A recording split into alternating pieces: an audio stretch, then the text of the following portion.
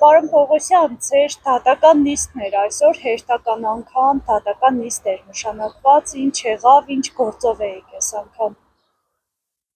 Ճիշտ ասած են հայտնի համացանցում եւ լրատվության մեջ այս մասով շատ ենք խոսել, են հայտնի անեծքի գործն է, որտեղ տարիներ առաջ կապիտուլյանտը հերթական ասուլիսի ժամանակ դիմել էր հանրությանը ասելով, որ եթե ես դավաճանեմ, ինձ տարեք եւ հրաբարակում գնդակարեք, ես էլ այդ ժամանակ ուղիղ իրեն դիմելով ասել էի, որ քեզ չի կարելի գնդակարել, որովհետեւ դու մեզ տվել ես բազում ցավեր եւ բնականաբար դու պիտի շատ երկար ապրես, որպեսզի հասկանաս, թե դու մեզ ինչ ցավ ես տվել ու նաեւ դու ինքդ այդ ցավը հասկանաս, գնահատես, այսինքն ես խոշոր հաշվով որևէ վատ բան չի ցանկացել իրեն ու այդ գործի շրջանակներում դու համարել են որպես սպառնալիք, այսինքն Հայաստանի Հանրապետության գլխավոր դատախազությունը մտածում է, որ մարդուն եթե երկար կյանք ես ցանկանում, ուզում ես որ մարդը երկար ապրի ու առավել եւս ինչ արած է ինքը վայելի, դա սպառնալիք է, հետեւաբար չգիտեմ, ուրեմն թող իրենք որոշեն եւ համապատասխան կերպով անձամբ իրենք Փաշինյանի կյանքը կարճացնեն, որովհետեւ ես իսկապես ուզում եմ, որ այդ մարդը երկար ապրի եւ զգային ամենը, ինչը զգացել է այսօր յուրաքանչյուր հայ մարդ։ Հերթական, այսպես ասեմ,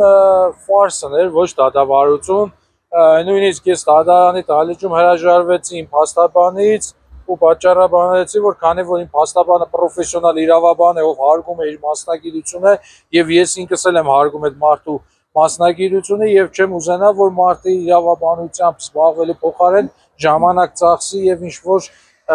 չգիտեմ, չեմ ուզում ուրիշ բառեր ասել, որովհետեւ այսօր նստած բոլորը իրենց բան ու գործը թողած իրական հանցագործներ փնտրելու փոխարեն մեր Facebook-ներին են քրկնում, որ կարողանան ինչ-որ բառ գտնել ու այդ բառի վրա քրեական գործեր բարույթներ հարուցել, այսինքն ինքը ֆարս էր, իրականում այս ամեն ինչը ֆարս էր։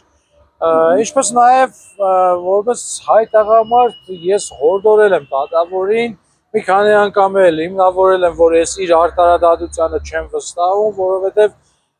նախ մենք տեսանք իր քննած գործերը, օրինակ լրագրող Լիլիթ Աղեգյանի ձերբակալությունը եւ հետո ազատարձակելը, այսինքն այդ մարդը հստակ ինքը ցույց է տալիս, որ ինքը ոչ թե արտարադատություն է իրականացնում, գոնե իմ պատկերացմամբ, ինչի մասին ես նաեւ նիստերի դահլիճում եմ ասել, այլ ինքը ուղղակի փորձում է պատժիչ գործողություններ անել։ Իսկ իրականում դատավորի գործը ոչ թե պատժելն, այլ դատավորի գործը արտարադատության հասնելն է։ Այ օրինակ այսօրվա նիստի ժամանակ ես ինչի իրան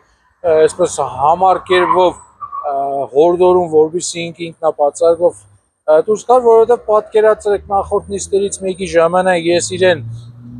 նիստերի դահլիճում ասում եմ, որ տվյալ օրը չեմ կարող ներկայանալ, որովհետև կա առողջական խնդիրներ, ինքը այդ ամենի մասին իմանալով ինձ ասում է, որ բառացի, ասում է ձեր կարծիքը մեր համար կարևոր չի, մենք չենք ուզում ձեր հետ քննարկել որևէ բան, դուք պարտավոր եք ներկայանալ։ Այսինքն այստեղ ինքը արդեն որպես դատավարական կողմ իմ նկատմամբ շատ դուրս խտրական վերաբերմունք դրսևորեց։ Հաջորդ նիստին, ինչպես եւ ես ասել եմ, ես բժշկի եմ եղել, ինչի հետ կապված կան նաեւ համապատասխան փաստաթղթերը, որի հետ արդեն ծանոթ է նաեւ նշված դատավորը, ինքը այդ նաեւ այդ օրը նիստի չգալով իմ փաստաբանները տեղեկացնում, որ առողջական խնդիրներ կա, ինքը որոշում է բերման ենթարկել ինձ։ Հասկանում եք, այսինքն ինքը հերթական անգամ իրեն բարձր է գնահատում իր լիազորություններից, անցնում է իր լիազորությունները եւ որոշում է, որ այդ քայլով ինքը կարող է ինձ պատժել։ Իսկ արդեն մյուս նիստին, երբ ես ներկայանում եմ ոստիկանի հետ, ինքը շատ անպատասխանատու ձևով այդ նիստը չի իրականացնում։ Հասկանում եք, այստեղ մենք այստեղ խոսում ենք արտարադատության եւ դատական իշխանության բացի թողի վիճակի մասին, ընդամենը այդ դրվագով մենք ինչ ենք փաստում։ Առաջի հերթին չկա դատարանի հավասարություն կողմերի միջև, կա հստակ այսպես ընդգծված վերաբերմունք եւ չգիտեմ, ինչպես ասեմ, ծառայելու միտում դատախազությանը եւ ոչ թե արտարադատությանը, որովհետեւ այդ խտրականությունը միայն դրանով ես կարող եմ բացատրել։ Երկրորդը կա անձի առողջության նկատմամբ դատարանի կողմից անհարգալի վերաբերմունք եւ երրորդ կա դատավորի կողմից իր իրեն տված իշխանությունը գերազանցելու եւ անձին տհաճություն պատճառելու որպես պատիժ, այս հանգամանքները։ Իհարկե դատավորը իմ խորհուրդը հորդորը չլսեց եւ փորձեց շատ այսպես մանիպուլյացիաներ, ինչը նաեւ ասեմ մոտը շատ լավ ստացվում էր, ես վախեցա որ հաջորդը փորձի ինքը դառնալ վարչապետ, որտեղ իր մոդել էր այդ մանիպուլյացիաները լավ ստացվում։ Եվ այսօր նիստը հետաձգվել է արդեն օգոստոսի 4-ին ես գրավոր ինքս եմ բացարկը ներկայացնելու, խնդրեմ բոլորին հրավիրում եմ լրատվական ծառայություններին, որովհետև այս դատարանում մենք գտել ենք մի դատավոր, որը բավականին այսպես սրտանց անում է այն, ինչը պահանջում են եւ ինչը իր առջև երևի որպես դատավոր աշխատելու համար դրել են այն մարդիկ, ովքեր իրեն նշանակել են։ Պարոն Պողոսյան, ի վերջո ինչ էին ուզում ցեզնից 5 տարի առաջվա գրառման հետքերով են գնացել։ Այսինքն սա էլի են հերթական քաղաքական հետապնդման դրսևորումն է։ Հասկանում եք դուք գործը այն ժամանակ իմ հորդորով, երբ որ դատախազը կազմել էր այդ գործը, այնտեղ ինքը նշել էր գնահատական էր տվել քաղաքական վիճակին, Հայաստանի սոցիալական, հասարակական տրամադրություններին, ինչպես նաև փորձել էր բառերին տալ որոշակի վերություն, ինչը ինքը չէր կարող անել, ես այն ժամանակ եմ հայտարարել, որովհետև դատախազը չունի համապատասխան կրթություն եւ չունի համապատասխան գործիքակազմ, որ կարողանա հասարակության տրամադրություններ վերլուծել եւ առավել եւս ես չեմ կարծում, ավելին ես վստահ եմ, որ դատախազությունը եւ քննիչները իրենք չունեն այնպիսի հայրենի նման այսպես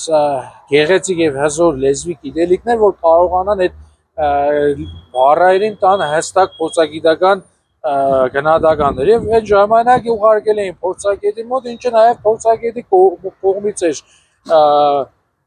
անհետ գնահատվել եւ ավելին փորձագետը այս գործի մեջ ոչ թե տեսել էր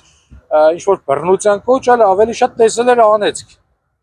Եվ պատկերացրեք հիմա Հայաստանի Հանրապետությունում մարդուն ուզում են դադել անեծքի համար։ Իսկ անեծք որակում են հանգամանքը, որ դու մարդուն երկար կյանք ես ցանկանում։ Չգիտեմ։ Իսկապես մենք սարսափելի մեծ ողբերգություն ենք ապրում այսօր այս երկրում, որովհետև ոչ մի բան իր նպատակին չի ծառայում, այսինքն այսօր մենք տեսնում ենք հանցագործության աճ եւ փոխարենը տեսնում ենք ոստիկաններ, որոնք կոչված են այդ հանցագործությունները կանխելուն, բայց իրենք զբաղված են ընդդիմադիրներին լրացնելու։ Մենք տեսնում ենք հայտարարակ դատարանների ծանրաբեռնվածություն, որ տարիներով գործերը չեն գտնվում, տարիներով գործերը որևէ գնահատական չեն ստանում, բայց փոխարենը տեսնում ենք ամեն դատարանում ընդդիմադիրներին այսպես դատելու բազմաթիվ դեպքեր։ Միայն ես ինքս կարծեմ 5 քերական գործ ունեմ այս պահին այս դատարանում գտնվող։ 5-ն էլ ջուր, 5-ի մեջն էլ որևէ քերական հատկանիշ չկա։ Հասկանում եք, այդ 5 դատավորին, որ այսօր իրանք ծանրաբեռնել են ընդամենը Պողոսյան Կարապետին լրացնելու համար, պատկերացրեք այդ 5 դատավորը այդ ժամանակը օգտագործելով ինչքան լուրջ գործ կարող էին անել հանուն արտարադատության։ Այսօր Հայաստանում բոլորը ծառայում են միայն մեկ նպատակի համար, որովհետեւ կարողանան ապահովել են կապիտուլյանտին, այն սրբապիղձին, այն ազգակործանին, ով ուղղակի կործանում է եւ ինձ եւ ձեզ եւ նաեւ այս շենքում նստած դատավորների երեխաների ապագան։